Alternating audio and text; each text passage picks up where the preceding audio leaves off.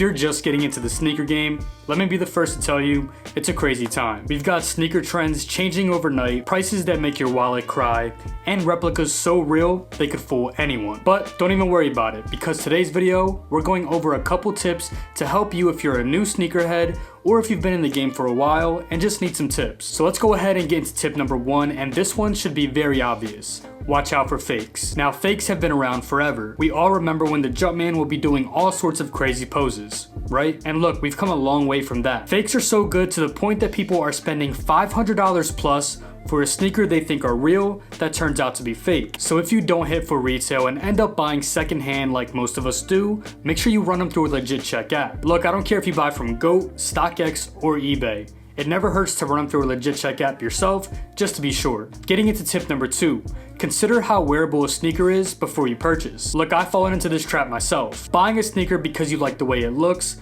but it really doesn't go with anything or much at all in your closet.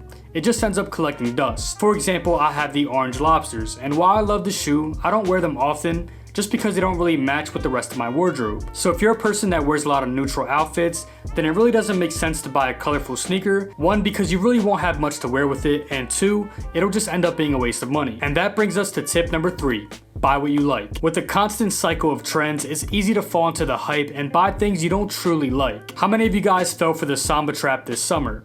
I definitely did, and now I barely wear them things. But to be honest, it's a good thing they're pretty affordable, because if not, I would have been pretty upset. Now, for example, the runners are super trendy right now, from Asics, New Balance, and even Hoka's. But let's say you're a true Jordan head and you just really enjoy wearing Jordans. You might feel like you're behind trends, but I promise you, it's a cycle, so just stick with what you're comfortable with and what you'll wear the most. 1, because you'll wear them a lot more, and 2, you won't regret it down the line when the runners are no longer in trend. An example I can give you is Jordan 1s. I love Jordan 1s, highs, lows, not the mids, but I've been buying those up a lot, especially because they're more affordable now, and it's not something that I care if it's in trend or not. I genuinely just love the sneaker. Getting into tip number 5, make sure you have a balanced rotation. You never just want to buy one style of sneakers. If you're a big Jordan 4 guy, it's never a good idea to have a closet full of 4s for a couple reasons. Like, yeah, I get it, you really love Jordan 4s, but does it really make sense to have every colorway? There's gonna come a point in time where you might not even like the sneaker, the colorway, or just want something a little more comfortable. That's why it's always a good idea to have different sneakers for different occasions.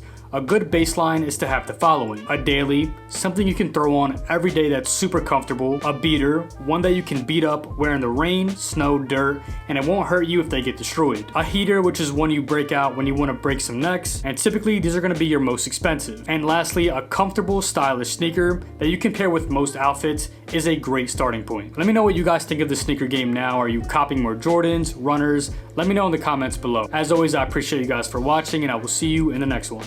Peace.